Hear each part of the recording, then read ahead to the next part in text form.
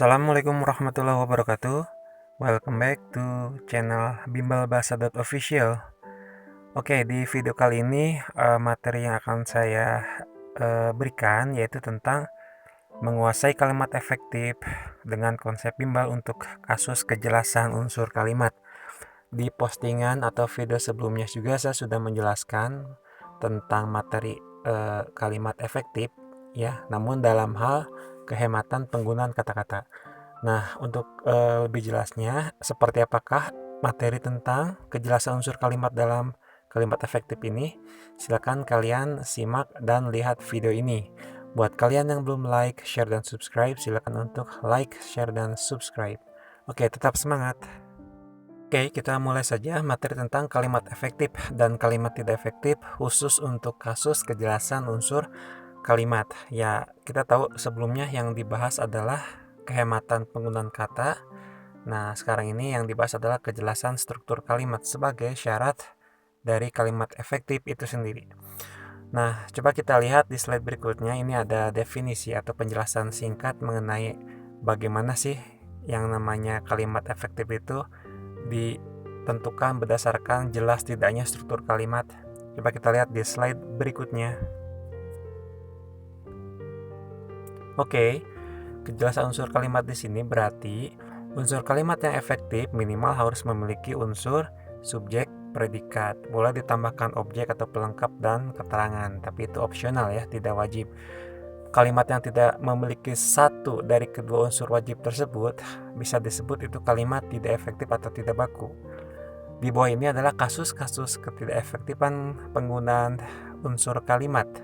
Coba, ada kurang lebih 3 unsur atau tidak 3 kasus kalimat disebut tidak efektif jika berbicara tentang unsur kalimat. Oke, kita lihat slide berikutnya.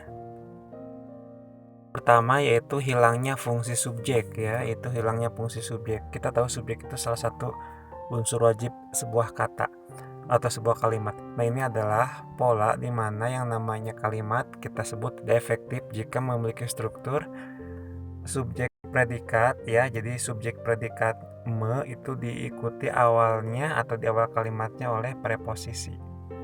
Nah, jika ada preposisi di depan terus diikuti oleh subjek dan predikatnya predikat transitif me berprefiks me, maka itu dipastikan kalimat tidak efektif.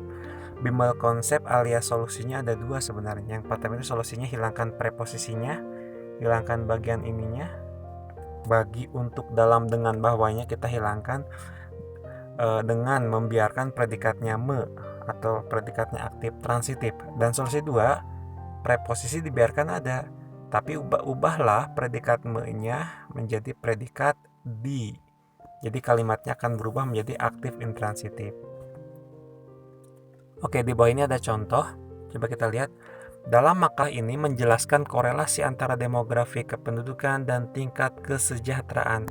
Mengapa kita sebut ini kalimat tidak efektif? Karena di sini menunjukkan kalimat transitif sebenarnya yang menggunakan predikat berprefiks me, namun di awalnya itu justru ditambahkan preposisi. Ini akan menghilangkan fungsi subjek. Ya, solusinya adalah yang kedua, coba lihat. Makalah ini menjelaskan korelasi. Jadi di sini dalamnya kita hilangkan sebagaimana solusi yang ada di bagian satu ini. Atau dalamnya boleh ada, cuman di sini predikat atau verba me-nya kita ubah menjadi di. Nah, jadi fungsi dalam makalah ini itu sebagai keterangan. Dalam makalah ini dijelaskan korelasi antara demografi kependudukan dan tingkat kesejahteraan. Oke, pastikan ya kasus untuk satu ini yaitu hilangnya fungsi subjek yaitu dengan adanya preposisi di depan subjek yang berpredikatkan transitif atau kata kerja verba berprefiks me. Paham nih untuk kasus pertama, jadi ada 2 solusi di sini. Kita lanjut ke kasus 2. Kedua ini masih ada kalimat yang polanya tidak efektif. Coba kita lihat. Nah, ini adalah pola kalimat yang tidak efektif. Jadi kalau kita menggunakan kalimat majemuk ya, majemuk bertingkat, meskipun walaupun itu diikuti oleh namun, termasuk jika dengan karena ketika diikuti oleh maka, itu termasuk kalimat tidak efektif karena akan menghilangkan fungsi subjek di klausa utama. Ini adalah klausa utama. Nah, ini ada klausa utama. Nah, agar kalimat tersebut jadi efektif, pola di atas kita berikan dua solusi. Yang pertama itu kita hilangkan konjungsi namun atau makanya. Jadi kita hilangkan konjungsi namun atau makanya, sehingga kalimat akan menjadi kalimat majemuk bertingkat dengan posisi subjek itu tidak hilang, ya. Posisi subjek di kalimat utama tidak hilang dengan keberadaan namun sama maka. Coba kita lihat. Meskipun Rara tidak memiliki uang, dia memutuskan untuk pergi ke konser itu. Nah, di sini namunnya kita hilangkan. Kalau ditambah namun, fungsi dianya itu nggak jelas. Karena namunnya kita cut, kita hilangkan, maka dia memutuskan itu sudah berpola SP, jadi jelas, jadi efektif. Nah, nomor 2 nih, jika infrastruktur kota memadai, beberapa tempat wisata akan dibuka. Ini hilangkan kata maka, itu solusinya agar kalimat menjadi efektif. Ada yang kedua nih, hilangkan konjungsi meskipun sama jika, sehingga akan menjadi kalimat majemuk setara. Yang tadi kan kalimat majemuk bertingkat, sekarang kalimat majemuk setara. Rara tidak memiliki uang, namun dia memutuskan untuk pergi ke konser itu. Atau infrastruktur kota memadai, maka beberapa tempat wisata akan dibuka. Ini juga boleh, solusi B juga boleh. Itu menjadikan kalimat tidak efektif di atas menjadi efektif.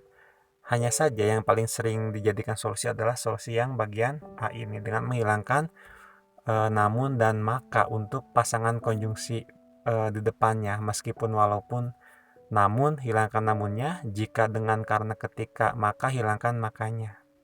Nah, itu paham?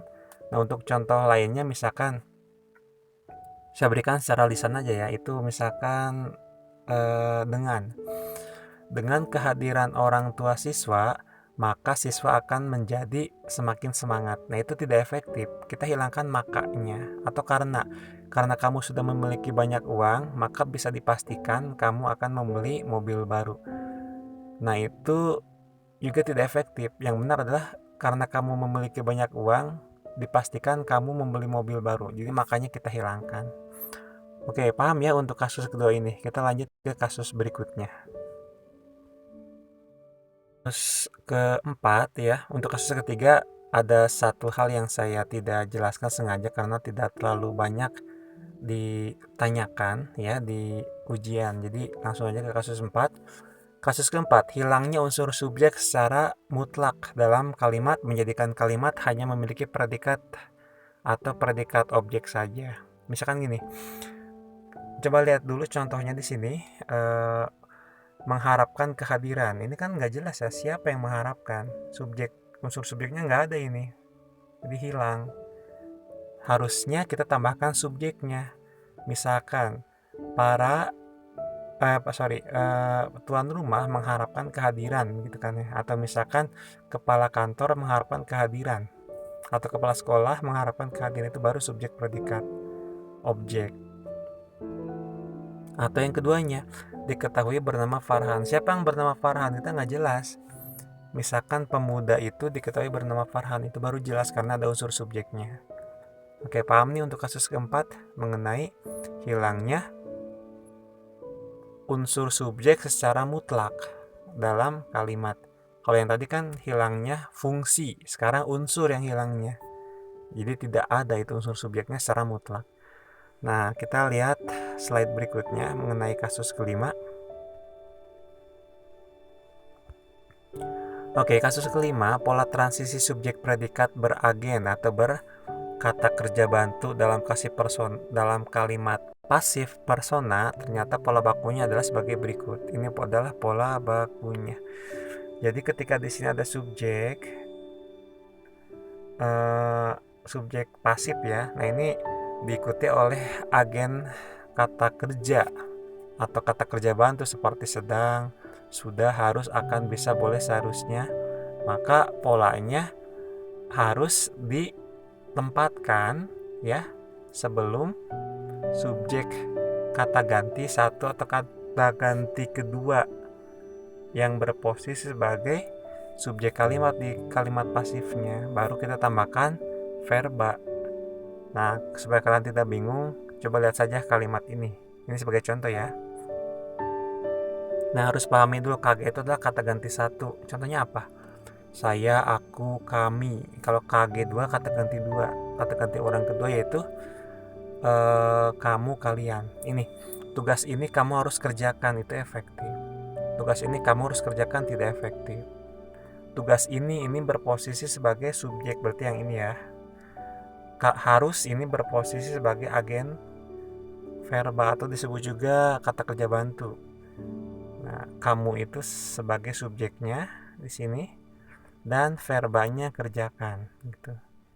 Jadi tidak dibalik posisinya ya. Posisinya tidak terbalik antara antara kata kerja bantu atau agen verba dan subjek. Atau contoh yang kedua, pelajaran ini akan kalian selesaikan. Itu baku yang tidak itu efektif. Yang tidak efektif adalah pelajaran ini kalian akan selesaikan minggu ini. Nah, itu adalah kasus kelima, pola transisi subjek predikatif beragen atau berkata kerja bantu dalam pasif persona harus mengikuti pola yang sudah saya berikan ya lewat tabel ini. Oke, paham untuk kasus kelima. Kita lanjut ke kasus berikutnya. Kita lanjut, yang kedua adalah hilangnya fungsi predikat. Tadi yang pertama saya sudah jelaskan mengenai hilangnya fungsi subjek ya. Subjek predikat merupakan bagian penting dari kalimat. Nah, predikat merupakan bagian penting dalam sebuah kalimat, itu definisinya. Jadi predikat bisa berupa verba dan juga non-verba atau bukan kata kerja. Jadi nomina itu bagian dari non-verba, bisa juga si adjektiva ya. Terus frase preposisional, numeralia atau juga nomina tadi yang saya sudah jelaskan itu adalah bagian non-verba. Nah, berikut ini atau bagian lainnya adalah pola kalimat yang tidak berpredikat. Jadi tidak efektif nih kalau tidak ada predikatnya karena tidak memenuhi syarat sebuah kalimat atau klausa. Nah, ini yang pola ini tidak efektif. Jadi jika kalian menemukan sebuah nomina, anggaplah itu sebagai subjek ya yang diikuti oleh atributif ya. Jadi keterangan atributif yang tapi tidak diikuti oleh predikat lagi di sini yang berupa kata kerja, maka bisa dipastikan itu kalimat tidak efektif. Contohnya seperti ini. Pemuda yang kemarin berusaha untuk mengambil dompet perempuan itu, nah kita tidak dilanjutkan kalimatnya, maka itu tidak efektif ya karena tidak ada predikat. Sedangkan mengambil di sini itu hanya penjelas dari subjek. Contoh lagi, mobil yang baru saja aku beli di sebuah pameran, nah kita tidak lanjutkan, maka itu tidak efektif. Maka yang bakunya adalah yang kedua ini polanya. Coba kita lihat. Kita akan lanjutkan kalimat yang tadi yang pertama ya. Pemuda yang berusaha, nah ini berusaha mengambil dompet atau tas perempuan itu tertabrak motor atau misalkan ditangkap polisi. Jadi di sini ada dua kata kerja. Yang pertama adalah yang berusaha, itu kata kerja satu. Yang kedua adalah ditangkap polisi. Nah ini ada dua kata kerja. Maka itu kalimat efektif dan tidak menggantung. Coba saja kalian buktikan sendiri. Oke, untuk lebih jelasnya kita lihat di slide berikutnya mengenai contoh dari hilangnya fungsi predikat ini. Dua kasus ya mengenai hilangnya predikat ini. Yang pertama ini adalah contoh yang tidak efektif alias tidak berpredikat. Bank swasta yang mengelola kredit usaha rakyat atau KUR yang dicetuskan oleh Menteri Perdagangan 3 bulan yang lalu. Nah ini kemana predikatnya? Itu nggak ada kan? Nah ini berarti kalimatnya menggantung alias tidak efektif. Jadi predikatnya tidak ada. Di sini setelah subjek hanya ada yang kata kerja saja. Jadi tidak ada predikatnya. Maka yang efektifnya adalah bank swasta yang mengelola kredit usaha rakyat yang dicetuskan oleh Menteri Perdagangan 3 bulan yang lalu terancam bangkrut. Di sini ada dua kakak. Jadi solusinya ada dua kakak. Yang kakak yang pertama itu atau kakak satu itu berada di frasa atributif ya, penjelas bank swasta yang ini. Yang keduanya kakaknya ada di bagian predikat, yaitu ini terancam. Maka ini kalimatnya efektif. Oke, coba kita lihat kasus kedua agar lebih jelas. Ini ada tidak efektif contoh untuk kasus yang kedua, Indonesia yang dianggap sebagai negara pelanggar HAM oleh beberapa negara Uni Eropa. Ini kan menggantung karena kita tidak menemukan predikat di kalimat ini. Dan kata kerjanya juga mana? Nggak ada kan, kata kerja duanya itu nggak ada. Maka ini kalimat tidak efektif. Hanya ada kata kerja satu setelah atau di dalam frasa yang. Ini kata kerja satunya itu yang dianggap. Nah, ini efektifnya adalah yang bagian B. Indonesia yang dianggap sebagai negara pelanggar HAM oleh beberapa negara Uni Eropa melakukan perlawanan di sidang DK PBB atau Dewan Keamanan PBB. Ini kalimat efektif karena ada dua kakak. Yang pertama kakak di dalam frasa atributif atau penjelas Indonesia yaitu di, dan yang kedua kakak di dalam predikatnya itu sendiri yaitu melakukan. Oke, itu kasus tentang kalimat efektif dalam unsur predikat ya. Oke, kita lanjut ke slide berikutnya. Yang ketiga adalah hilangnya fungsi objek. Tadi yang pertama itu subjek, yang kedua predikat, yang ketiga hilangnya fungsi objek. Pastikan di sini yang hilang itu fungsi objek, jadi bukan objeknya ya. Nah, ini adalah pola yang termasuk kalimat tidak efektif, yaitu hilangnya fungsi objek. Kita pastikan itu kalimat tidak efektif. Ini subjek, jika diikuti oleh predikat me, idealnya langsung diikuti oleh objek karena itu kategorinya adalah verba transitif. Nah, keberadaan preposisi ini justru akan menghilangkan objek itu sendiri, fungsi objek itu sendiri. Solusinya hilangkan ya, solusinya adalah hilangkan preposisi ini ya. Ini ada solusinya. Kalau preposisinya mau dibiarkan ada, boleh. Tapi kata ganti atau predikat me-nya kita ubah menjadi ber. Itu solusi kedua.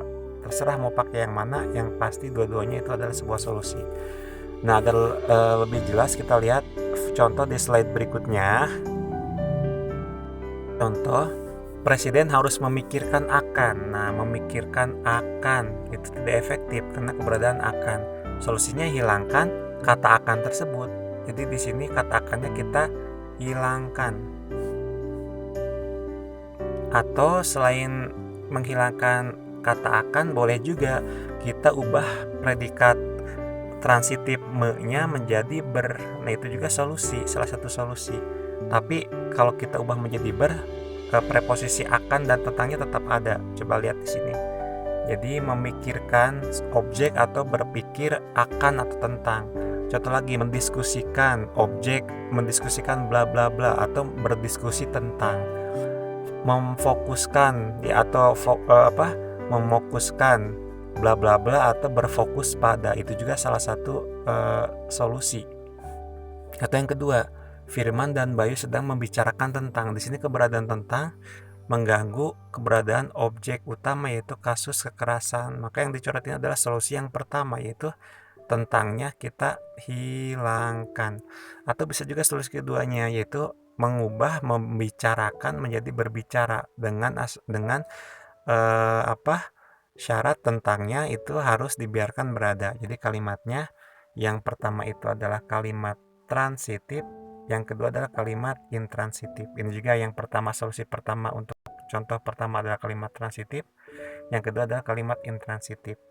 Nah, itu adalah kasus-kasus mengenai hilangnya fungsi objek dalam kalimat. Jadi kesimpulannya, untuk kasus hilangnya fungsi objek kalimat ini, jika subjek diikuti oleh predikat me, langsung saja ditambahkan objek tanpa perlu ditambahkan preposisi, kecuali kalau kalian ingin membiarkan preposisi ada, maka predikat me-nya ubah menjadi ber.